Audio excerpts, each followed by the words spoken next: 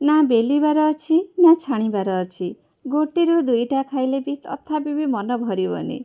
आज सेमिति गोटे healthy recipe बनैबा बहुत हाँ सफ्ट आ स्पंजीनेस।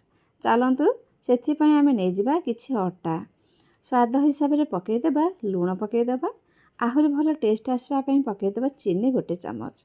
चीनी बिल्कुल ही ऑप्शनल अच्छे।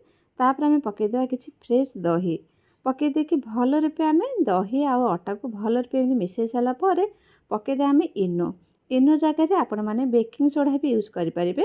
तापर आम अल्प अल्प पानी देकी भल रूपे आपको जमी आम रुटी जमी अटा चकटुचे ठीक सेमती ही आपको भल रूपे चकटीदबा। भल रूपे चकटी सारापर आपको कौन करवा ना टिके समय कभर करने को छाड़देवा आमर ये सेट हाँपाई डोटा ये कभर हवा भितर चलतु आम किसी मसला रेडी करवा।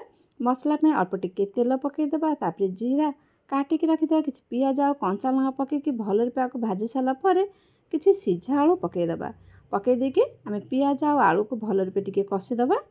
तापर आम से पकईदेबा किसी मसला स्वाद हिसाब से टिके लुण गोटे चुटकी हल्दी धनिया पाउडर आ गरम मसाला पकई देकी भल रूपे आम मसला सहित आलू को भल रूपे एमती कषिदेबा। देखो भल रूपे आम मसला सहित कषि सारापर एपटे आमर डोटा भी भल रूपे सेट हो जाइए। देखु तापर आम कौन करवा ना हाथ में टिके तेल हाथ होइकी आम भल रूपे डोटा आउ थे चकटीदेबा टिके।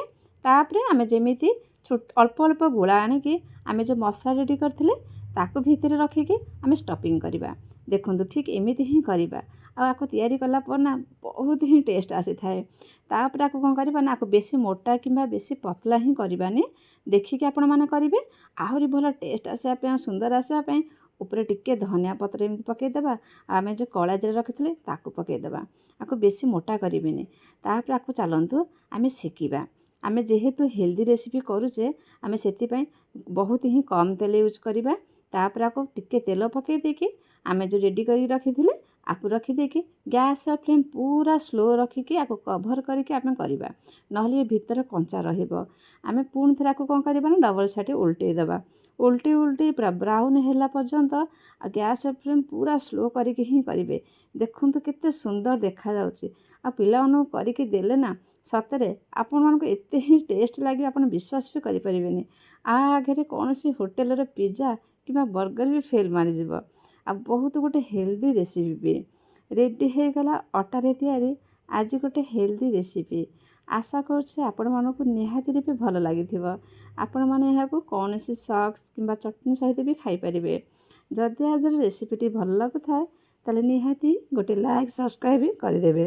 रहुची पुणी आसबि गोटे नुआ रेसिपी सहित। नमस्कार।